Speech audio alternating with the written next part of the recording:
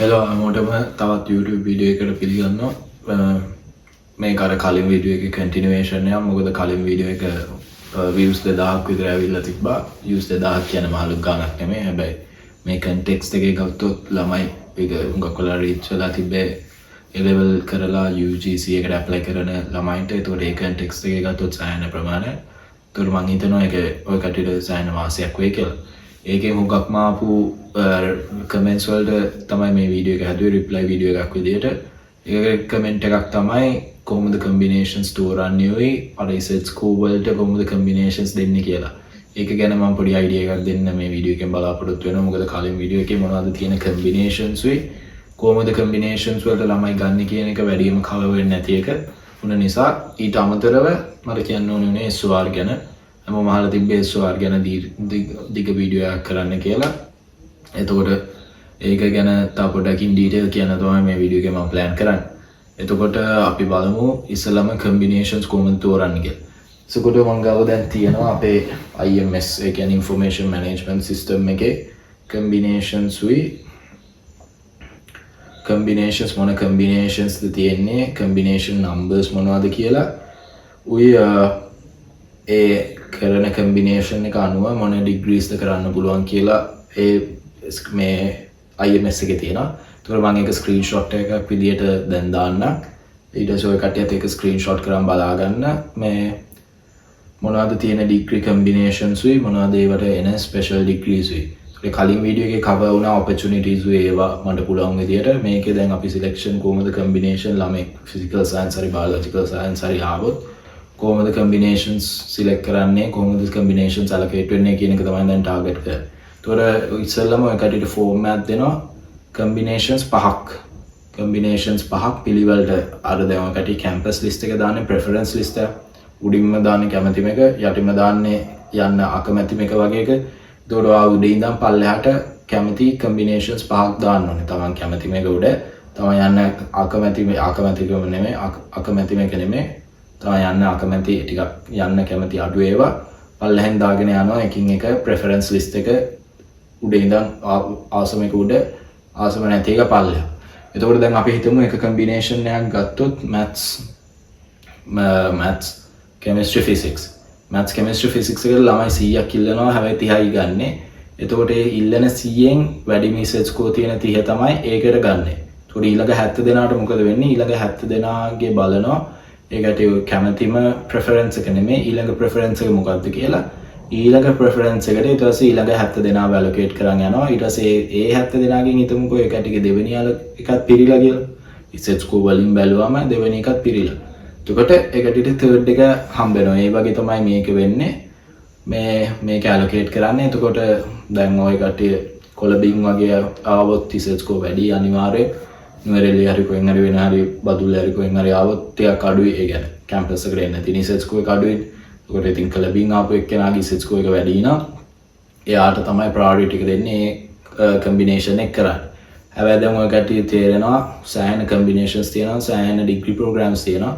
එතකොට ඒ කැමති degree programmes වලට එක කම්බිනේෂන් එකකින් තේරෙන්න ඕනේ නැහැ. එක කම්බිනේෂන්ස් තියෙනවා ඒ තෝරන්න. ඒතකොට ඔයා දැන් කෙමිස්ට්‍රි යන්න ඕන නම් කෙමිස්ට්‍රි මේ වීඩියෝ එකේ ගත්තොත් කම්බිනේෂන් 1 2 3 4 5 6 7 8 9 10 11යි.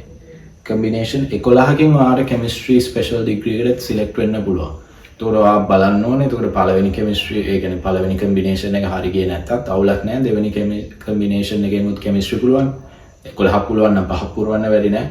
ඒ වගේ එතකොට දෙවෙනි එකෙමුත් ඔයාලට කෙමිස්ට්‍රි යන්න පුළුවන්. ඒතකොට රිසර්ච් ස්කෝර් එක අඩු වුණත් වැඩි වුණත් Tamanට අවශ්‍ය ඩිග්‍රී එකක් තියෙනවා නම් යුනිවර්සිටි එක ඇතුලේ perform කරලා ඒකට ස්පෙෂල් එකට සිලෙක්ට් වෙන්න පුළුවන්. ඒක මම පර්සනලි කියනවා මොකද අපේ බැච් එකේ නම් සාමාන්‍යයෙන් එහෙම කම්බිනේෂන් ඇලොකේට් කරපු විදියට ප්‍රශ්නයක් වුණ නැහැ. කවුරුත් එහෙම අපීල් කළා එහෙම මොකුත් ප්‍රශ්නයක් වුණ නැහැ. හැමෝටම ඉතින් ආසම වැඩිම කම්බිනේෂන් එක කියන්නේ උඩින්ම තියෙන කම්බිනේෂන් එක හම්බෙන්නේ නැති වුණත් දෙවෙනි තුන්වෙනි ඒවා හම්බලා ඒකට ගේමක් දාලා ස්පෙෂල් සිලෙක්ට් වෙච්ච කට්ටිය වෙන තරම් ඉන්නවා. ඒතකොට ඒකේ මම හිතනවා කම්බිනේෂන් සිලෙක්ෂන් process එකයි කම්බිනේෂන්ස් වලින් කොහොමද මොන කම්බිනේෂන්ස් වලට මොන ස්පෙෂල් ඩිග්‍රීස්ද තියෙන්නේ කියලා ඒකයි අයිඩියා එකක් තියෙනවා කියලා මම ආයෙත් ඒක දාන්නම් ටික වෙලාවක් තප්පර 10ක් විතර තප්පර 2 3ක් එක්ක මේ ස්ක්‍රීන්ෂොට් උතෝර ගන්න බලා ගන්න පුළුවන් මොන ස්පෙෂල් ඩිග්‍රීස්ද allowed කියලා එතකොට ඒ මං හිතනවා කම්බිනේෂන් සිලෙක්ට් කරන එකයි ළමයින් allocate කරන එකයි ප්‍රශ්නයක් නැතුව ඇති කියලා. ප්‍රශ්නයක් තිබ්බොත් කමෙන්ට් එකේ දාන්න මම විශ්ුණොත් මම කියන්න. මොකද මාත් මේ වීඩියෝ සාහෙන්න ඉක්මනින් කරන්නේ. දැන් වෙලාව 1:12යි. සාහෙන්න වැඩ තිබ්බ දවස් ගිය සතියේම මේ ඉතින් ඒක මට වීඩියෝ එක කරන්න බැරි වුණේ. මම මෙහෙම වීඩියෝ කරන්න කටිල්ලපු නිසා තව දවස් 10ක් විතර තියෙන නිසා. ඒතකොට ඒක කම්බිනේෂන් ප්‍රශ්න ඉවරයි කියලා මම හිතනවා. ඊට පස්සේ SOR වලට ඔය කට්ටිය ඇප්ලයි කරන්න ඕනේ UGC එකෙන්. එතකොට ඔය කට්ටිය ගිය අවුරුද්දේ කට් ඔෆ් බලලා සාමාන්‍යයෙන් බැලුවොත් ඉතින් එහෙම drastic changes නැහැ. ගිය අවුරුද්දේ මේ අවුරුද්දේ බැලුවම කට් ඔෆ් මේ ගිය අවුරුද්දේ කට් ඔෆ් එකෙන් බලලා තමන්ගේ ඉස්සෙල් ස්කෝර් එකෙන් බලන්න පුළුවන් කොහොමද එන්නේ SOR ඒ වගේ. ඊට පස්සේ බලන්න ඕනේ board rounds කොච්චර differ වෙනවද කියලා. ඔයා ගිය අවුරුද්දේ board rounds ආපු එක්කෙනෙක් හොයාගෙන තමයි බලන්න වෙන්නේ. මාත් හොයාලා බලන්න මේ අපිට ගිය අවුරුද්දේ ආවගෙන 23 batch එකේ කවුරු හරි ඉන්නවා නම් board rounds වලින් ආපු එක්කෙනෙක් කොහොමද මොන ඉස්සෙල් ස්කෝර් වලින්ද ඒ කට්ටියට select උනේ district එක මම හොයාලා බලන්න. ඒතකොට SOR ගැන කිව්වොත් SOR එක subject තුනක් තියෙනවා. computer science statistics mathematics. ඒ වගේම combination එකක් තියෙනවා. ඒ combination එක උත් තියෙනවා physical science වලට. හැබැයි ඒ physical science combination එක අපේ අතර එකම වෙනස first 2 years වල උගක් තියෙන අපිට OR modules වගේක් වැඩිපුර තියෙනවා. maths කට්ටියට ඒ කියන්නේ physical ඕන maths එකක් දුකේද තියෙනවා. අපිට අර first semester second semester නම් OR තියෙනවා. ඒතකොට OR කියන්නේ optimization science කියන්නේ ඔක engineering පැත්ත එක. science එකේ තිබ්බට ඔක engineering පැත්තේ subject එකක කැලලක් optimization science කියලා කියන්නේ. එතකොට අපි ඒක සෑහෙන්න බරපතලව එක techniques තියෙනවා. linear programming කියන්නේ linear කියන්නේ අර වර්ග ගණේ වගේ terms නැති ඒවා කොහොමද අපි optimize කරන්න කියලා. ඊට පස්සේ non linear programming කියලා තියෙනවා. ඊට පස්සේ එක ඔය ලෝකේ තියෙන ප්‍රශ්න වලට කොහොමද solutions හොයන්නේ කියලා එක models තියෙනවා. ඒක තමයි optimization වලින් මේ සරලවම සිංහලෙන් කිව්වොත් මට සිංහලෙන් කියන්න පුළුවන් ඔච්චරයි. සරලවම තියෙන්නේ ඕක තමයි විස්තරය. එතකොට OR කළා මොන වගේ jobs ද කරන්න පුළුවන් කියන එක තමයි හැමෝගෙම ප්‍රශ්නයක් තිබ්බේ. jobs කරන්න පුළුවන් ඕන තරම් කරා. ඒ කියන්නේ තමන් first year second year ඉඳන්ම වැඩ කරනවා නම් කැමති discipline කැමති career path එක තෝරගන්න පුළුවන්. මොකද අපේ OR කළා software engineering roles වලට ගියපු 19 batch එකේ දෙන්නෙක් තුන් දෙනෙක් ඉන්නවා. data science roles වලට ගියපු කට්ටිය තමයි වැඩිපුරම ඉන්නේ. data science පැත්තට එතකොට Python SQL ඒ වගේ ඒවා පාවිච්චි කරලා data science කියන්නේ data set එකක් analyze කරලා ඒකෙන් කොහොමද අපි insights ගන්න කියන එක තමයි සරලවම කිව්වොත් data science. software engineering කියන්නේ softwares develop කරන එක. මේ CI/CD pipeline ඒ ටික මේ ඒ කියන්නේ software development life cycle එකේ මුලින් ඉඳන් අගට යන්නේ කොහොමද ඒ ටික තමයි software engineer කෙනෙක් කියන්නේ. හැබැයි එහෙම CI/CD pipeline ඒ වගේ software engineering modules නෑ. හැබැයි computer science වලට තියෙනවා OOP SQL ඔය වගේ OOP තියෙනවා, SQL තියෙනවා, data structures තියෙනවා, ඔය ටික තියෙනවා. ඒක ඕවා තමයි සාමාන්‍යයෙන් computer science degrees වලත් කරන්න basics ටික. ඒක basics ටික තියෙනවා. ඊට අමතරව තමන් self taught කරලා තනියෙන් ඉගෙනගෙන YouTube බලන්න බලලා skills ටික අදාගෙන ඒ වගේ jobs වලට apply කරන්නත් පුළුවන්. මොකද transcript එකේ computer science modules වගේක් තියෙනවා. statistics පැත්ත ගත්තොත් data science තමයි ලොකුම එක. ඒතකොට data science වල stat ටික තියෙනවා, Python ටික තියෙනවා. ඒතකොට තමන් skills අදාගෙන data science roles වලට apply කරන්න පුළුවන්. data science roles දැන් එහෙනම common වෙලා තියෙන එහෙන saturated market එක. ඒතකොට ඉතින් ඒක තමන්ගේ skills විතරයි. මේ තමන් හදාගෙන skills මත බලපානවා කොහොමද මේ වගේ internship එකක් ගන්න කියලා. ඊට අමතරව මේකේ තියෙනවා airport related jobs වලට හුඟක් කට්ටිය අපේ යනවා. airport ඊට පස්සේ central bank ඔය government institutions ගත්තොත් ඔය දෙක වගේ ඒවට යනවා. ඊට පස්සේ ඔය වගේ දෙක jobs වලට යන්නේ. ඒවා ඉතින් තමන් opportunities පත්තරේ ගැසට් වලින් කොහොම හරි බලලා හරියට apply කළා ඒ වැඩ ටික කරන්න ඕනේ. ඒතකොට ඒ වගේ opportunities වලට ඒ කියන්නේ ඒවාට degree related එකක් නෙමෙයි. හැබැයි ඒකට අපි optimization විදියට skill එකයි අපි අර ඉගෙන ගත්ත mathematics statistics වලට නිසා ඒ වගේ jobs වලට අපිට perform කරන්න ලේසි. ඒ වගේ jobs වලට ගියපු කට්ටිය ඉන්නවා. ඊට පස්සේ තව පාත් එකක් තියෙනවා actuary කියලා. actuary කියන්නේ insurance ඒ side එකේ රිස්ක් ඒ කියන්නේ රිස්ක් ක්වොන්ටිෆයි කරන එක තමයි රිස්ක් එකක් හරි මොකක් හරි එකක් සරලවම කිව්වොත් රිස්ක් එක ක්වොන්ටිෆයි කරලා ඒක වටේ ඔය කො දැන් ඉන්ෂුරන්ස් ගත්තොත් ඔය කට්ටිය ඊළඟ අවුරුදු බලන්න ඕනේ දැන් ඔය කට්ටියට පෙන්ෂන් හරි කවුරුහරි ඉන්ෂුරන්ස් මේවා තියෙනවා ඉන්ෂුරන්ස් පොලිසිස් වලට ක්ලේම්ස් ගෙවන්න සල්ලි තියනවද නැද්ද ඒ කියන්නේ කොච්චර සල්ලියක් අපි ගාව තියාගන්න ඕනේද වගේ ඒවා කැල්කියුලේට් කරන එක තමයි ඇක්චුවරි කියන්නේ. ඇක්චුවරි කියන සයිට් එකකට දැන් SOR කරලා හුඟක් ළමයි යනවා. ඒක දැන් up and coming වගේ සයිට් එකක්. මොකද ඒකේ exam structure එකක් තියෙනවා, exams ටිකක් තියෙනවා. ඒ exams ටික කරා UK body එකක් එක්ක ඔය සීමා වගේ exams ටිකක් තියෙනවා. ඒ exams ටිකක් කර කර යනකොට උඩට යන්න පුළුවන්. මේ වගේ opportunities තියෙන actually site එකේ. ඊට පස්සේ higher studies ගත්තොත් අපි statistics and operations research වගේ කිව්වට OR site එකෙන් apply කරොත් engineering science එකක් විදියට apply කරොත් higher studies වලට සෑහෙන opportunities තියෙනවා.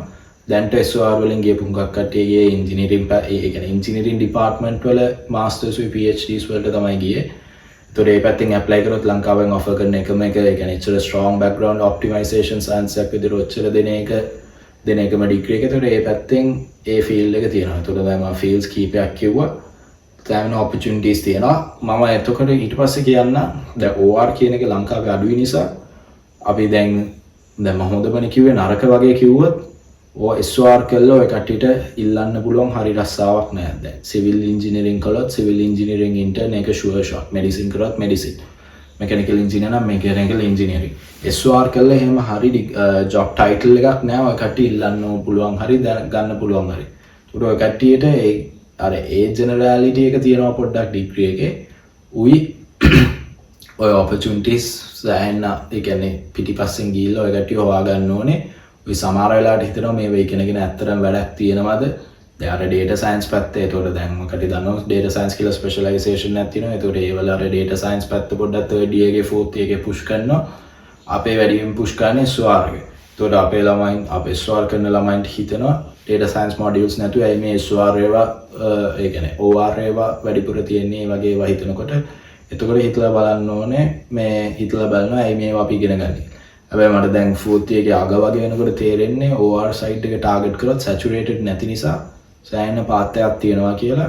statistics ඒවා අර හැමෝම කරන නිසා අපිත් කරන්න ආසයි කියලා හිතන නිසා ඒ කියන්නේ ලෝකේ මේ AI කියන එකත් එක්ක ඒ පැත්තට Python agentic AI ඔය පැත්තට යන නිසා ඒ පැත්තට යන්න අපි පෙළඹුණාට OR site එක ටිකක් focus කරා නම් ඒ පැත්තෙන් ඊට වඩා ගේමක් ගහන්න පුළුවන් කියලා තමයි මගේ personal මතය. මොකද ඒක ඇත්තට saturated නෑ market එකක් විදියට. high studies opportunities උත් තියෙනවා. ඒ වගේ ඒ ටික තියෙනවා. ඊට පස්සේ අපි මේ ළඟදී ආවා Japanese lecturer කෙනෙක් talk එකක් කරන්න. මාර insightful ඒක මම පොඩි clips වගේ ගත්තා. ඒක මම පස්සේ පෙන්නන්නේ ඒක වෙන දවසක day vlog එකක කැලලක් විදියට ගත්තා. හැබැයි ඒක දින එයා කරන research එක තමයි එයාගේ එක research එකක් තියෙනවා. එයාට ඕනේ ඔය Google Facebook ඒ වගේ recommendation systems වලට ඔය කටි දැන් YouTube එක වීඩියෝ එකක් බැලුවොත් ඒ වගේ තව වීඩියෝ ටිකක් එනවනේ පැත්තෙන් up next කියලා.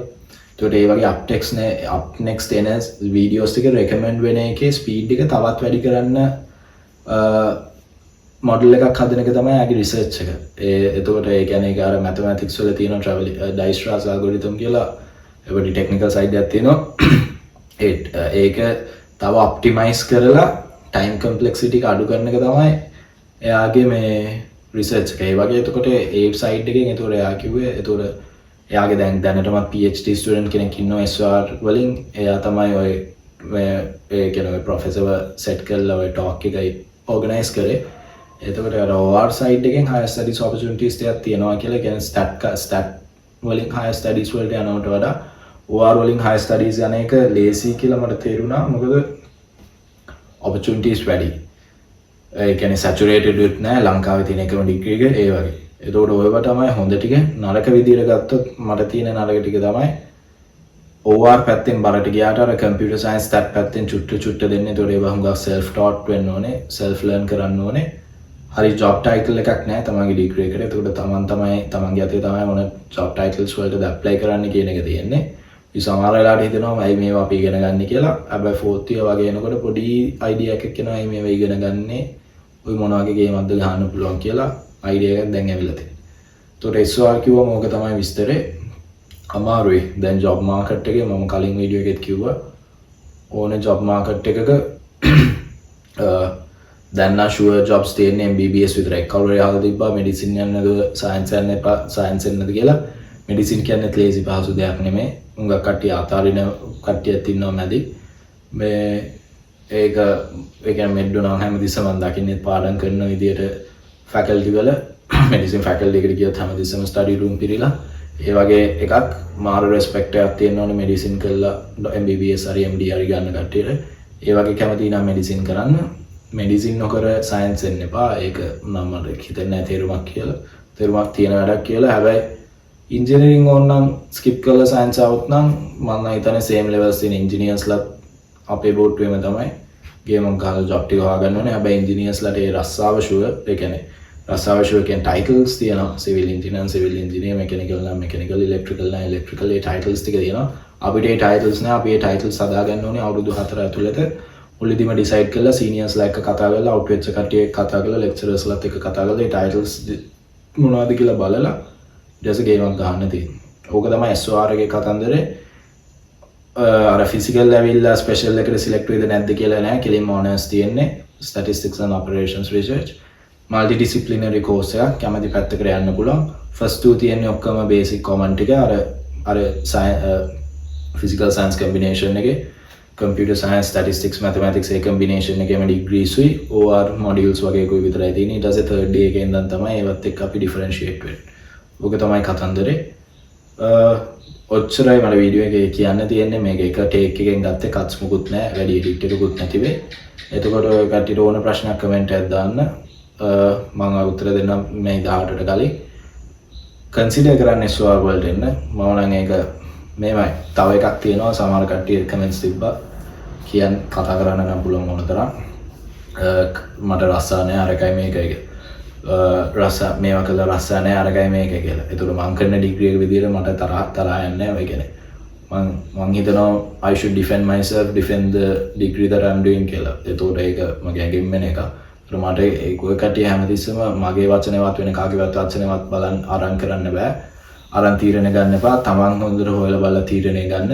මොකද SOR එකට ඇවිල්ලා කෙලවෙච්ච කෙනෙක් කිව්වොත් කවුරුරි වැඩ කරන්නේ නැතුව මොකක් හරි කරලා කෙලවුණා කෙනෙක් SOR නම් ඉන්න බෑ අරගයි මේකයි කියන්න බුලා. එහෙම මේ මිනිසුන්ගෙන් ඒක මනින්න බෑ.